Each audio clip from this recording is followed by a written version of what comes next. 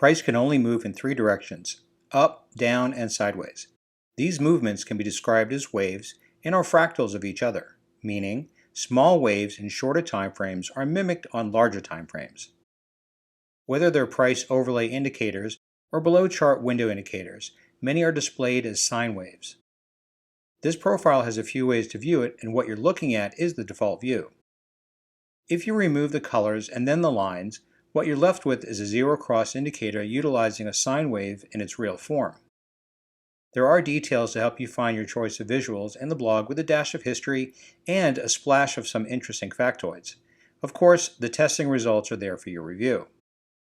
We're going to see how this indicator did with the gold against the US dollar. We're not going to tweak the settings, although we think they are a bit slow. Remember, we don't cherry pick. We'll pick it up here with this long as it crosses the zero line and turns green.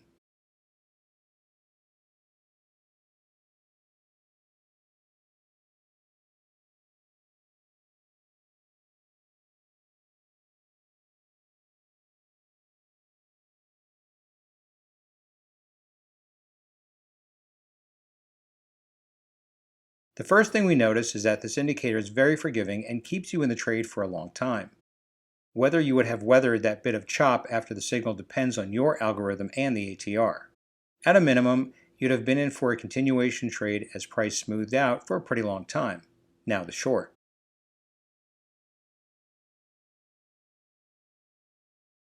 The initial drop in price would have brought in some profit with at least the first half of your trade. The second half may have been stopped out before the trail could kick in, and then you'd have been on the sidelines watching something else until this new long signal showed up.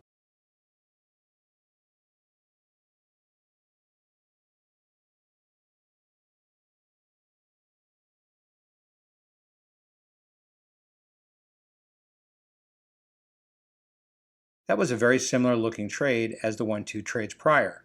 A probable stop loss hit before getting in at a lower price on a continuation trade and then a very smooth long ride as it kept moving up.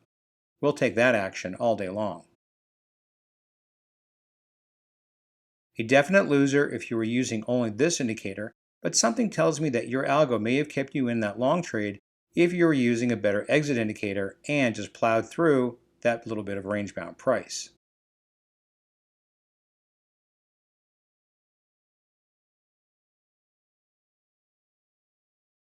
There was a bit of chop on that last move.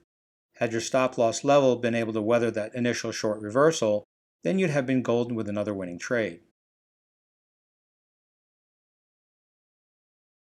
In this most recent trade, which is still open and meandering slightly upward, a negative in the profit and loss ledger would have been the current state of affairs. We'll just have to see how it plays out over the coming days.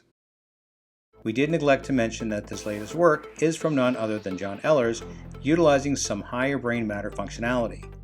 He even wrote a paper on the concept back in 2008. We think properly tweaked, it could prove to be a very nice C1 for your toolbox. Where can you find this sine wave beauty? In the Stonehill Forex library, of course. We've included a link directly to that page in this video's description. You won't catch us giving out financial information, and you don't need it.